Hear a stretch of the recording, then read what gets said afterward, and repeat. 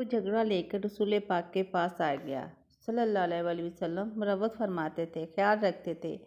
اب وہ مقدمہ آیا تو حضور کی دربار میں حضور نے بات سنی تو نبی پاک سمجھ گئے کہ زبیر اس معاملے میں ٹھیک ہیں۔ آپ نے حضرت زبیر سے فرمایا کہ جب تیرے کھیت پانی پی لینا تو پھر تو نے پانی کا کیا کرنا ہے، کھول دیا کر، اس کھیتوں کو بھی لگ جائے۔ اس شخص نے ایک فٹافٹ بات کی۔ حضور کی نرمی کو دیکھا نا کہ جو بھی ہے آتا ہے، حضور نے تو پیار ہی کرنا ہوتا ہے تو پتہ کیا کہتا ہے۔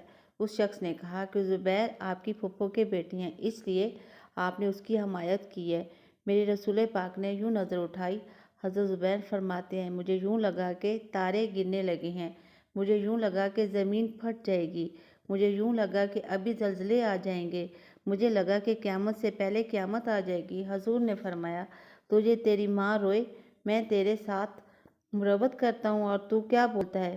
میرے نبی نے فرمایا اگر دھرتی پہ میں عدل نہیں کروں گا تو پتہ پھر دوسرا کون کرے گا، اگر میں انصاف نہیں کروں گا تو کون کرے گا۔ اس طرح کی بات ہے تو جب حضور نے جلال فرمایا تو قدموں سے لگ گیا۔